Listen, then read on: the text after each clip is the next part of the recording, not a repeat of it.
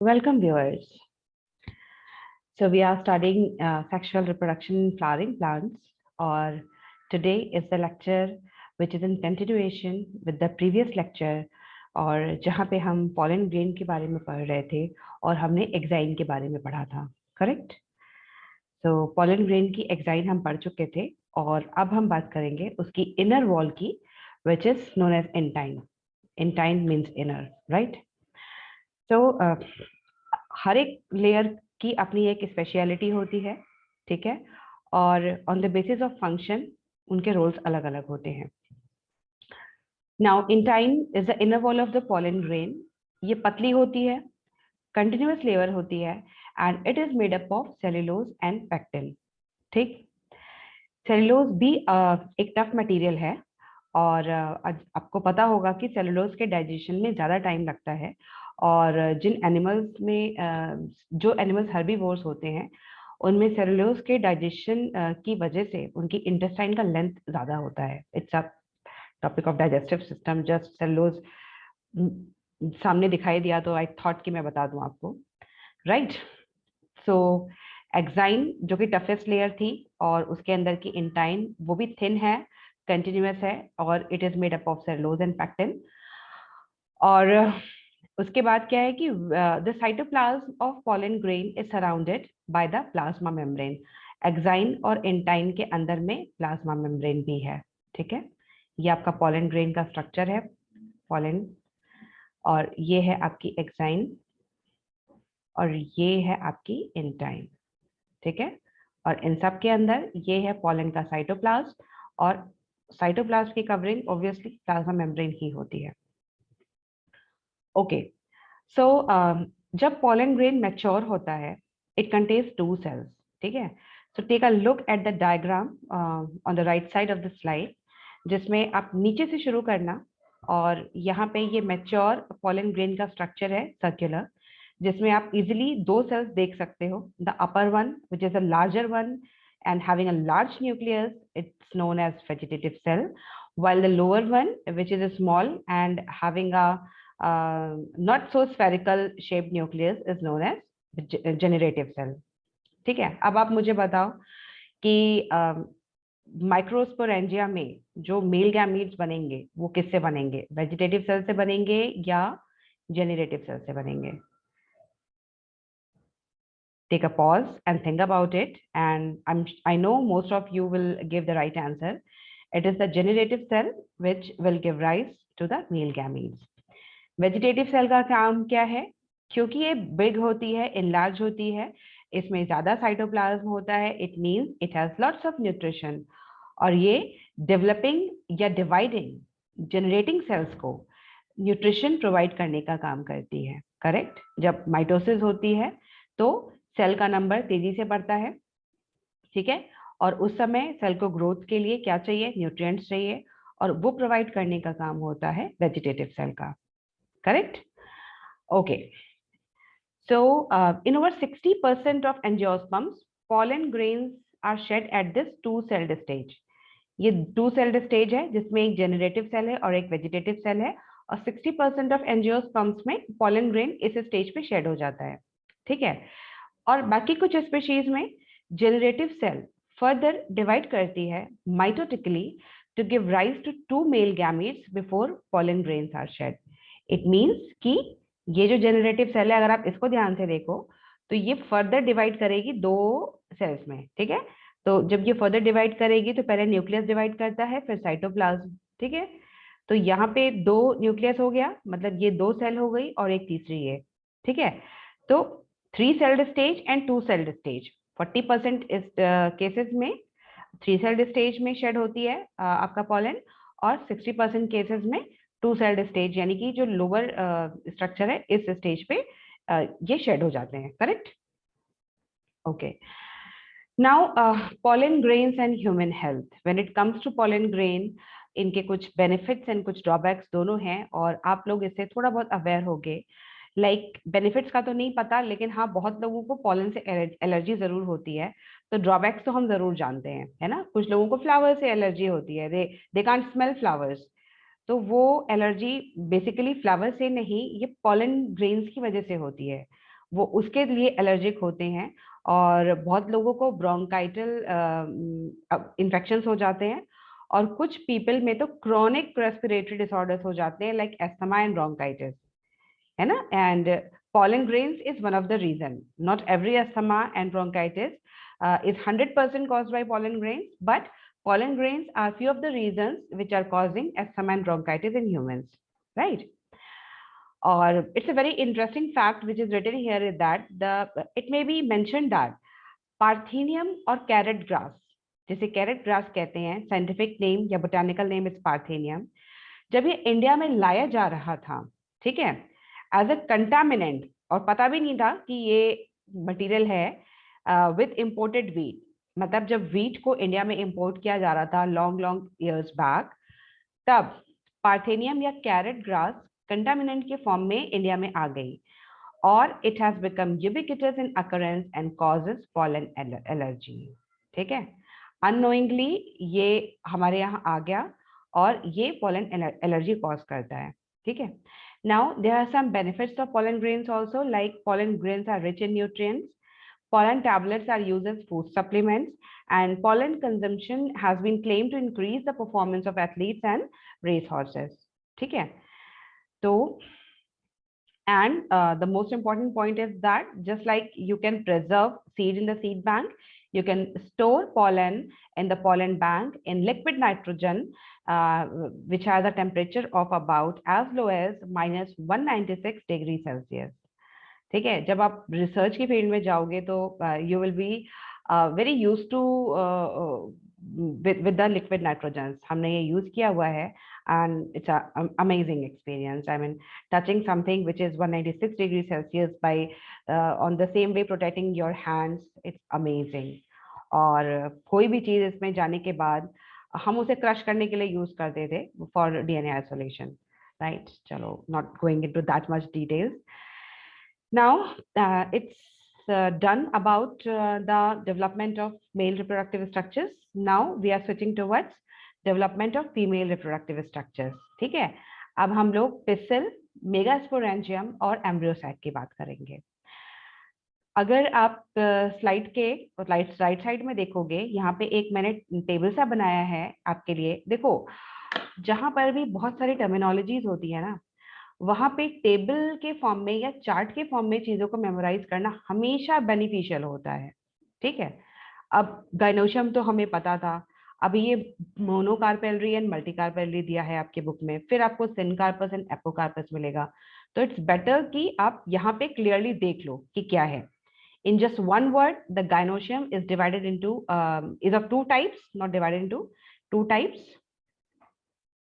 And first is monocarpellary. Monocarpellary, mono represents single, carpellary represents pistil. If there is only single pistil, it is monocarpellary. If gynoecium contains more than one pistil, it is multicarpellary in nature. Correct? Now, when it comes to more than one pistil or multicarpellary, there is a chance that if pistils are fused together, आपस में जुड़े हुए हों, या फिर pistils free हों. ठीक है, दो कंडीशंस हो सकती हैं. जब आपस में जुड़े होते हैं तो सिन मतलब आपस में जोड़ना होता है, और जब फ्री हैं, एपो का जो मतलब होता है, ये टर्म आप आगे जाके एंजाइम्स में पढ़ोगे. एपो का मतलब होता है कि जो डिटैच किया जा सके, एक ऐसा पार्ट जो कि मेन पार्ट से डिटैच किया जा सके. तो मतलब फ्री है, ये बहुत अच्छे से जुड़ा हुआ नहीं है. पिसल्स आर फ्री. ठीक है. तो I think figure on the left is showing the same thing, like the B is showing your syncarpus pistils, and the C is showing your apocarpous पिसल, है ना. देखो, ये फ्री हैं, ये सारे कार्पल्स अलग अलग हैं, they are not pointing towards each other. ये सारे के सारे अलग अलग साइड में बेंड किए हुए हैं, और यहाँ पे ये फ्यूज्ड है. करेक्ट. और यहाँ पे आपको ये ओव्यूल का स्ट्रक्चर दिया हुआ है, and gynoecium it represents the female reproductive part of the flower, we know. और ये ओव्यूल का स्ट्रक्चर है, जिसमें आई थिंक हम लोग इसे आगे भी पढ़ेंगे in the next slide. Okay, then okay, yes, we will look that structure in the upcoming slides. So now gynoecium पढ़ रहे थे, अब हम पिसल के बारे में बात करेंगे. क्या ठीक है, मोनोकार्पेलरी और मल्टीकार्पेलरी हमने देख लिया। लेकिन अब जो स्ट्रक्चर ऑफ पिसल की अगर हम बात करेंगे तो इट हैज 3 पार्ट्स, और हम जानते हैं स्टिग्मा, स्टाइल एंड ओवरी, हमने पढ़ा था in the first lecture, in the first और second slide of sexual reproduction in plants of previous lecture. ठीक है, ओके।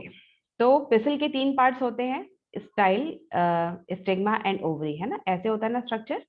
ये तुम्हारा होता है यहाँ पे ऐसे समथिंग, ये होती है स्टाइल और ये नीचे होती है ओवरी, है ना। ये होता है स्टिग्मा, ये है आपकी स्टाइल और ये है आपकी ओवरी। ठीक है, okay. Inside the ovary there is a ovarian cavity. अब जब तुम ओवरी को देख रहे हो, इस ओवरी के अंदर में एक कैविटी होती है जिसको हम कहते हैं लॉक्यूल। ठीक है, और placenta is located inside the ovarian cavity. Locule और ओवेरियन कैविटी, ठीक है, हो गया, समझ में आ गया इतना। अब इसके अंदर में आपका क्या होता है, प्लेसेंटा। तो ये सीक्वेंस आपको याद रहेगा, which is under which organ, ovary के अंदर लोक्यूल, लोक्यूल के अंदर प्लेसेंटा। समझ में आ गया, दैट्स व्हाई मैंने ये एरो दिया, एरो लगाया है। ये थोड़ा सा मिसप्लेस हुआ है due to some typological error. ठीक है, ओवरी के अंदर, inside the ovary there is ovarian cavity, और ओवेरियन कैविटी के अंदर प्लेसेंटा होता है, और प्लेसेंटा से ही मेगास्पोरेंजिया, जिन्हें ओव्यूल्स कहते हैं, वो अराइज होते हैं। ठीक है, तो प्लेसेंटा के अंदर भी समथिंग है and that is called as ovules, और ओव्यूल्स को ही आपको ओव्यूल्स को ही मेगास्पोरेंजिया कहते हैं। एंड आई थिंक पॉलन को मेगा माइक्रोस्पोरेंजिया कहते हैं, करेक्ट, ये हमने पढ़ा था लास्ट लेक्चर में। Okay, so the number of ovules in any ovary may be 1, या तो एक सिंगल ओव्यूल होगा, और उसके एग्जांपल्स हैं व्हीट, पैडी एंड मैंगो, और ये कई भी हो सकते हैं, और examples are papaya, watermelon and orchids. ठीक है, ये चीजें आपको याद रखनी है, which is monocarpellary, which plant is multicarpellary, which has 1 ovule, which has multiple ovules. So ये चीजें आपकी मेमोरी पे डिपेंड करती हैं। Now yes, I told you that we will discuss this structure later, और हम आ चुके हैं इस मेगास्पोरेंजियम पे, यानी कि ओव्यूल पे, और ऑब्वियसली हम एंजियोस्पर्म्स की बात कर रहे हैं, तो it's an ovule of a typical angiosperm, sorry. Okay, so the ovule is a small structure attached to the placenta by means of a stalk called funicle. ठीक है, जो मैंने आपको अभी स्ट्रक्चर बताया था प्लेसेंटा का, ठीक है, बताया था स्टाइल, स्टिग्मा और ओव्यूल समथिंग, उसमें यहाँ प्लेसेंटा था। ठीक है, अब क्या कह रहा है कि ovule is a small structure attached to the placenta by means of a stalk called funicle. ये फ्यूनिकल से प्लेसेंटा पे अटैच होता है ना। अगर आप यहाँ पे प्लेसेंटा ड्रॉ करोगे तो प्लेसेंटा समथिंग आउटसाइड ही होगा, है ना, क्योंकि ये ओव्यूल, इसमें इसने ओव्यूल दिखाया है तो प्लेसेंटा नहीं बनाया है, बट पिक्चर क्लियर करने के लिए हम एक आउटलाइन कवरिंग प्लेसेंटा की यहाँ बना सकते हैं। ठीक है, तो ये ovule, it's a structure of ovule, ये प्लेसेंटा से फ्यूनिकल के थ्रू अटैच होता है। ठीक है, and the body of the ovule fuses with funicle in the region called hilum. There is one more term, ये हाइलम है, ये जो आपको ये दरार सी दिख रही है, दिस इज कॉल्ड हाइलम। और ओव्यूल की बॉडी फ्यूनिकल से, है ना, ये ओव्यूल की बॉडी है, this is your ovule. Ovule की बॉडी फ्यूनिकल से जहां पे अटैच होती है, जहां पे टच करती है, that is known as your hilum. ठीक है, each ovule has 1 or 2 protective envelopes called integuments. Integuments simply membranes होती हैं, और जिस भी ओव्यूल में या जिस भी ऑर्गेनिज्म में या जिस भी स्पोर में ज्यादा इंटेग्यूमेंट्स होते हैं या मल्टीपल लेयर्स ऑफ इंटेग्यूमेंट्स होते हैं, they are for protection.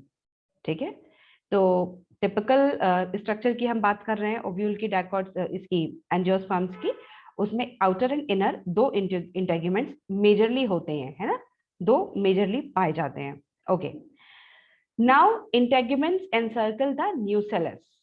What is nucellus? Enclosed with the incumbents, there is a mass of cells called nucellus. ये nucellus है, आप इसको nucleus से confuse मत कीजिएगा. Nucleus is entirely different thing and nucellus is entirely different thing. Nucellus के अंदर, this is your nucellus, इसके अंदर बहुत सारी cells होती हैं, बहुत सारी cells होती हैं इसमें, ठीक है, बहुत सारी cells यहाँ पे होती हैं. There are masses of cells, ठीक है. तो हम कहाँ पे थे? हम थे इंटेग्यूमेंट्स.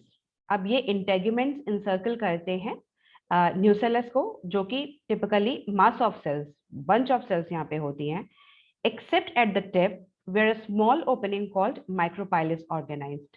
देखो, where is your micropyle? At this side, है ना. This is your micropyle. आप देख रहे हो यहाँ पे, ये एक ओपनिंग सी है, ठीक है, ये अपर साइड में एक ओपनिंग सी है और इसे कहते हैं माइक्रोपाइल. तो इंटेग्यूमेंट्स सराउंड करते हैं न्यूसेलस को सब तरफ से, बट एक साइड छूट जाता है जहां पे ओपनिंग होती है ओव्यूल की, and that region is called as micropyle, ठीक है. Now opposite the micropylar end, opposite का मतलब क्या होता है? आमने सामने, है ना. तो माइक्रोपाइल के सामने ऑपोजिट एंड में यहाँ पे चैलिजल पोल होता है या चैलिजा होता है, representing the basal part of the ovule, ठीक है. ये ओव्यूल का बेसल पार्ट है, इसको रिप्रेजेंट करता है basal part, and micropyle represents the upper part of the ovule. Okay, now cells of the nucellus have abundant reserve food materials, and located in the nucellus is the embryo sac or female gametophyte. Naturally, ये है आपका जहां पर भी ढेर सारी sales होंगी या जहां पर भी सेल का साइज ऑटोमेटिकली ज्यादा होगा, वो डेवलपिंग एम्ब्रियो को न्यूट्रिशन प्रोवाइड करने के लिए होगा. और ये एक इंडिकेशन भी है कि यस, इसके आसपास ही कहीं एम्ब्रियो डेवलप होने वाला है. करेक्ट. तो एग्जाम में अगर इस तरह का स्ट्रक्चर आए और फिल अप द ब्लैंक्स आ जाए कि ये क्या रीजन है, क्या रीजन है, अगर आपको न्यूसेलस याद है तो आप समझ जाओगे कि अंदर वाला एम्ब्रियो सैक है, या अगर अंदर वाला एम्ब्रियो सैक लर्न है तो आप समझ जाओगे इसको न्यूट्रिशन देने वाला एलिमेंट इसके जस्ट बाहर ही होगा, and that is known as nucellus, right. Okay, so ovule generally has a single embryo sac formed from a megaspore. एक ओव्यूल के पास जनरली एक ही एम्ब्रियो सैक होता है जो कि मेगास्पोर से बनता है. और यहाँ से हमें क्लियर हो चुका है कि न्यूसेलस के अंदर ही एम्ब्रियो सैक होता है, जिसे हम फीमेल गैमेटोफाइट भी कहते हैं. Clear? Structure of ovule is all clear to you, right? Now let's move forward. Megasporogenesis, ठीक है. हमने ओव्यूल का स्ट्रक्चर पढ़ लिया, हमने एम्ब्रियो सैक जान लिया, हमने फीमेल गैमेटोफाइट जान लिया. अब हमें ये जानना है कि कैसे इसमें फीमेल रिप्रोडक्टिव सेल्स या गैमीट्स बनते हैं, राइट. और it is known as megasporogenesis, which is the formation of megaspores from the megaspore mother cell या एमएमसी, जैसे हमने पॉलन के केस में पढ़ा था, माइक्रोस्पोरोजेनेसिस, ठीक है. ओके, और ये कहाँ पे होता है?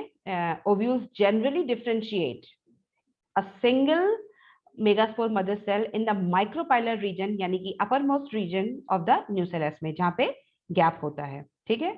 यहाँ पे जब आप पिक्चर्स देखोगे तो आपको क्लियरली माइक्रोपाइलर एंड दिखेगा. यहाँ पे आपको न्यूसेलस की सेल्स दिखेंगी और उसके अंदर आपको एम्ब्रियो सैक के अंदर पाई जाने वाली सेल्स का या फीमेल गैमेटोफाइट का डिवीजन दिखेगा. Single nucleus, 2 nucleus, now 4 cell stage, ठीक है. समझ में आ रहा है ना, माइटोसिस हो रही है. So the MMC undergoes meiotic division. MMC में सबसे पहले meiotic division होगा, क्योंकि 2n से हमें n बनाना है पहले, ठीक है. उसके बाद in majority of flowering plants, one of the megaspores is functional while the other 3 degenerate. तो यहाँ पे हम कहाँ आ गए? देखिए, हम 1 सिंगल सेल स्टेज पे थे, फिर हम डबल सेल स्टेज में आए, फिर हम टेट्राड में आ गए, मेगास्पोर टेट्राड में आ गए. उसके बाद क्या है कि आपका single, yes, double and 4, okay, ये शो कर रहा है आपका 2 सेल स्टेज, ठीक है. ये आपकी शो कर रही है 4 सेल स्टेज, और ये अलग से आपकी 8 सेल स्टेज शो, 8 न्यूक्लियस है, राइट. 8 न्यूक्लियस स्टेज ये शो कर रहा है, ये वाला फॉर्म, ठीक है. तो the line which is written on the slide is that in majority of flowering plants, one of the megaspores is functional while the others regenerate. क्या होता है, जब एमएमसी में डिवीजन होना शुरू होता है और 8 न्यूक्लियस स्टेज बन जाती है, देखो यहाँ पे 8 न्यूक्लियस स्टेज है ना, उसके बाद क्या होता है कि 3 न्यूक्लियस, एक तरफ 4, एक पोल पे 4 और एक पोल पे 4 दिख रहे हैं यहाँ पे, लोअर पोर्शन के 4 में से 3 एक साथ ऑर्गेनाइज हो जाते हैं, देखो 1 2 3, और इन दोनों के मतलब लोअर एंड और अपर एंड के दोनों एक साथ ऑर्गेनाइज होकर के बीच में आ जाते हैं, और इधर के 3 भी एक अलग साइड पकड़ लेते हैं। बात समझ में आ रही है? 8 न्यूक्लियस स्टेज में से 3 और 3 दो एंड्स पे चले जाते हैं और बाकी के बचे हुए 2 बीच में आ जाते हैं। ठीक है, इसका क्या मतलब है? फर्दर क्या होता है, अब देखिए माइक्रोपाइलर एंड यहाँ पे ऊपर था, नीचे के स्ट्रक्चर में घुमा के बनाया गया है जहां माइक्रोपाइलर एंड नीचे है। ठीक है, स्ट्रक्चर्स देखते समय हमेशा लेबल्स का ध्यान रखना है कि कहीं हमसे गलती ना हो जाए। माइक्रोपाइलर एंड यहाँ पे ऊपर दिखाया गया है, लोअर पोजीशन में ये नीचे दिखाया गया है, और ये इसलिए है क्योंकि ये बता रहा है कि माइक्रोपाइलर एंड में फिलीफॉर्म अपरेटस का फॉर्म होता है, सिनर्जिड्स का फॉर्म होता है, एग का फॉर्मेशन होता है, सेंट्रोसेलर पोलर न्यूक्लियाई बनते हैं, और चैलिजल एंड पे 3 अलग न्यूक्लियस जो सेपरेटेड थे एंटीपोडल्स के फॉर्म में आ जाते हैं। ठीक है, now going into the more details, हुआ क्या है यहाँ पे सिर्फ और सिर्फ न्यूक्लियस का रीअरेंजमेंट ही नहीं हुआ, बल्कि माइक्रोपाइलर एंड में जो 3 न्यूक्लियस थे उनमें से 2 सिनर्जिड्स कहलाते हैं, क्योंकि उन दोनों का जो सेलुलर डिवीजन होता है वो एक जैसा होता है। देखो दोनों की सेल का स्ट्रक्चर सेम है और सिमिलर तरह के दिख रहे हैं, लेकिन जो तीसरा होता है इट्स अ स्मॉल फॉर्मिंग, और ये इन दोनों के ऊपर अटैच होता है, और यही होती है आपकी मेन एक्सेल। समझ में आ गई बात? ठीक, अब हम बात करेंगे 2 अलग न्यूक्लियस की, जो कि जिनको ना तो फॉरवर्ड एंड ने एक्सेप्ट किया ना रिवर्स एंड ने एक्सेप्ट किया, वो बीच में रह गए बेचारे, और इन्हें कहते हैं पोलर न्यूक्लियाई। ठीक है, और बाकी के 3 न्यूक्लियस ऊपर में अरेंज है in the form of antipodals. ठीक है, आई थिंक ये अब आपको क्लियर हुआ है। Okay, so 6 of the 8 nuclei are surrounded by cell walls and organized into cells. ठीक है, 6 के चारों ओर सेल वॉल बन चुकी है, 1 2 3 4 5 6। ठीक है, लेकिन इन 2 के चारों ओर नहीं बनी है, एंड इन्हीं को हम पोलर न्यूक्लियाई कहते हैं, that are situated below the egg apparatus in the large central cell. आगे बात समझ में? सेल में डिवीजन होते होते होते होते ऑर्गेनाइजेशन ऐसा हुआ कि 2 पोलर न्यूक्लियाई भी बन गए, 6 सेल्स भी बन गई नहीं, और एक सेंट्रल सेल थी बीच में जिसमें 2 पोलर न्यूक्लियाई अटैच्ड हैं, and there are certain other things also जिनके रोल हम यहाँ पे पढ़ेंगे। Now the distribution